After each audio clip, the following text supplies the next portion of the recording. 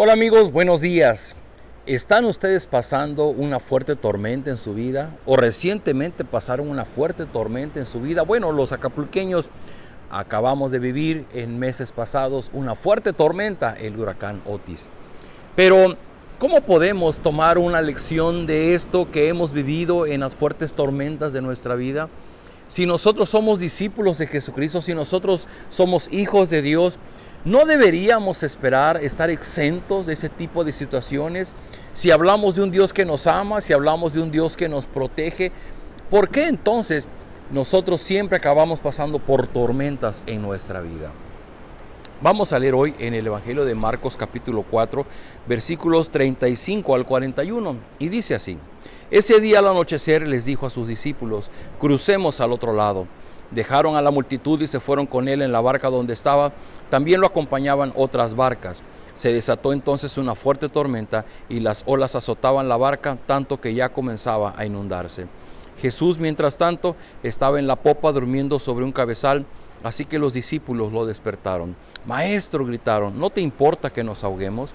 Él se levantó, reprendió al viento y ordenó al mar: silencio, cálmate.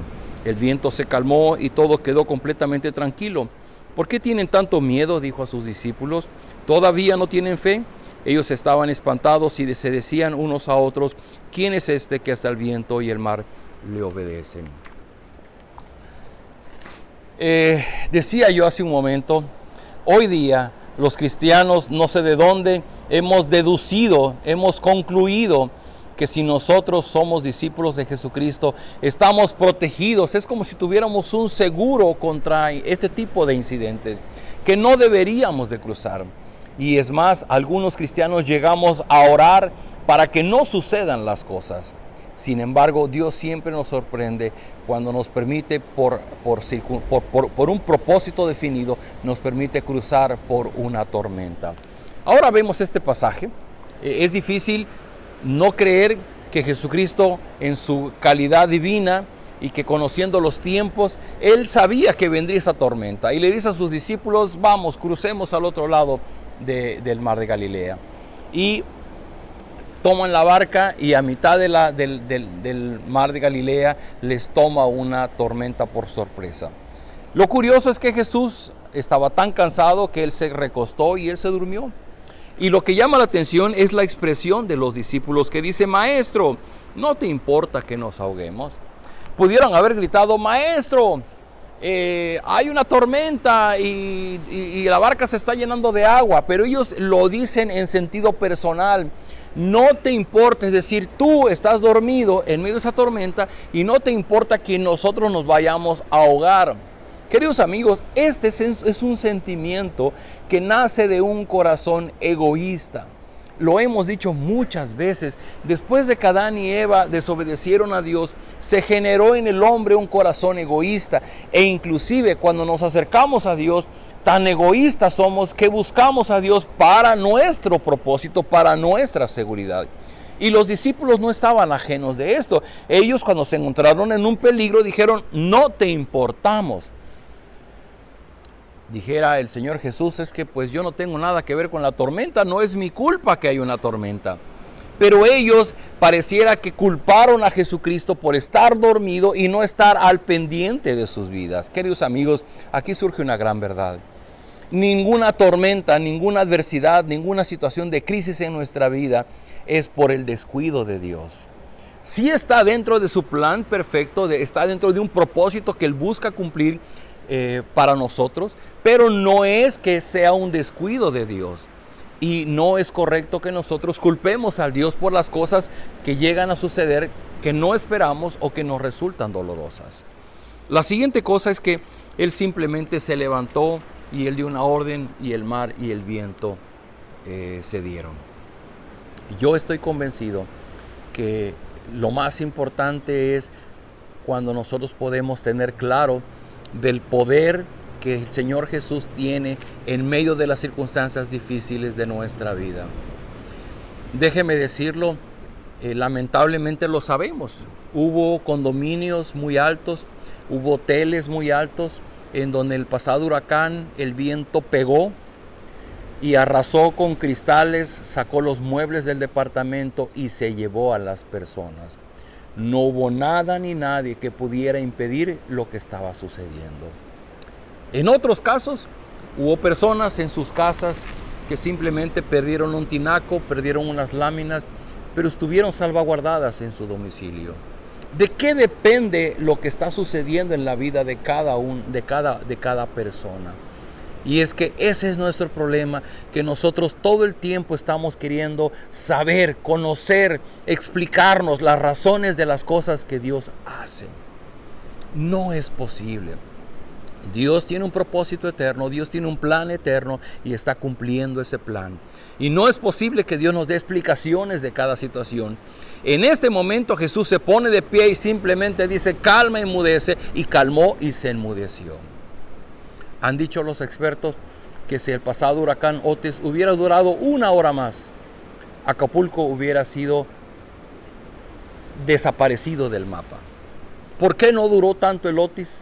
Porque Dios metió su mano y paró el huracán.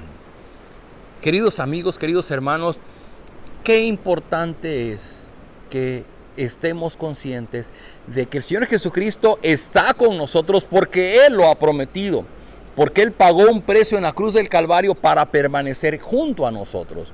Y nosotros, sus discípulos, que hemos creído, que nos hemos arrepentido y creído en el Evangelio, que estamos siendo sus discípulos, somos sus seguidores, estamos buscando aprender de Él. Él ha prometido estar con nosotros, y porque Él está con nosotros tiene todo el poder para obrar en medio de la situación más complicada que nosotros estemos viviendo. Y por último, Él se voltea a sus discípulos y les dice, ¿por qué tienen tanto miedo? ¿Todavía no tienen fe? Y esto nos da una última verdad. Así como la semilla es depositada en nuestra mente y corazón y va germinando como un grano de mostaza, como una semilla en nuestro interior, así la fe se va generando en nosotros. Esa fe, esa confianza, esa dependencia de la persona de Dios no es algo que se dé por automático, no es algo que se dé con una sola oración, es un proceso de aprendizaje delante de Dios. Y la forma en que esa fe es desarrollada, número 1, es cuando leemos la Biblia, conocemos al Dios de la Biblia, conocemos la obra salvadora de Cristo, la obra de redención en el Evangelio. Número 1. Y número 2, cuando en el ejercicio de nuestra vida cotidiana, en medio de las tormentas, nosotros ejercemos, ponemos nuestra confianza, aprendemos a depender de Él. Y cuando vamos ejerciendo nuestra fe, vamos poniendo nuestra fe y Jesús se pone de pie y Jesús calma la tormenta, es entonces cuando vamos aprendiendo, y en la medida en que vamos poniendo nuestra fe en Dios en medio de las circunstancias y Él va resolviendo cada situación, esto es como un círculo en el que nosotros confiamos en Dios, Él obra en nuestra vida y nuestra fe es alimentada. La fe es un proceso, no es simplemente porque yo lo pida en una oración y se dé. La fe viene por estudiar la palabra, por estudiar las Escrituras. Yo se lo digo claramente, amigo, amiga. Usted no puede conocer a Dios si no lee la Biblia. ¿Dónde va a conocer a Dios? ¿Quién es Él? ¿Cómo es Él? Sus atributos, sus características. ¿Qué está haciendo en nuestro tiempo? ¿Qué pide de nosotros? Yo tengo que leer la Biblia. Si yo no leo la Biblia, mi fe no crece. Es como un niño, si usted no le da mamila, si usted no le da leche cuando es un bebé, ese niño no va a crecer, se va a quedar enano o va a morir. Y lo que nosotros hacemos es que siempre buscamos fuentes alternas para conocer a Dios, solamente a través de la Biblia. Número 1, cuando yo leo la Biblia, yo puedo entender quién es Dios. Y número 2, esa fe que se es despertada por mi conocimiento de Dios, cuando yo estoy en medio de la adversidad, mi fe se va ejerciendo, como cuando la persona va al gimnasio y el primer día nos duelen los músculos, pero al paso del tiempo el músculo se va fortaleciendo, se va creciendo en nosotros. De esa manera nuestra fe crece. Por eso Jesús le dice, ¿todavía no tienen fe? Bueno, tenían muy poco tiempo al lado de Jesús, pero esa pregunta nos da la idea de pensar que en el futuro la fe de ellos va a ser desarrollada. Todavía, es decir, va a haber más fe después. Pero ¿cómo? Permaneciendo con Jesús y aprendiendo a ser fiel en medio de las tormentas de nuestra vida. Queridos amigos, grandes enseñanzas del Evangelio. Yo le ruego a Dios que este mensaje de hoy pueda servir para que usted pueda tener un contexto en el tiempo difícil que pueda estar viviendo en su vida. Acompáñenme a orar. Padre Celestial, gracias por estas experiencias que vivió el Señor Jesús con sus discípulos y gracias por lo que hoy día podemos aprender. Pero yo quiero orar, Señor, por las personas que miran este video, que están pasando por tiempos de tormenta, que han caído en acusarte, que han caído en desesperación, en pánico, porque se sienten solas, se sienten abandonadas por ti. Pero dales esa fe que viene de ti para que ellos puedan mirarte, puedan comprender de qué manera tú te revelas a sus vidas, que puedan percibir tu amor y tu misericordia, protegiéndoles, acompañándoles y aún en el medio del dolor más grave, que ellos puedan experimentar de tu gracia. Yo te ruego, Señor, que esta palabra sea alimento a aquel que la necesite en este día. Te lo rogamos en el nombre de Jesús. Amén. Queridos amigos, nos vemos el día de mañana.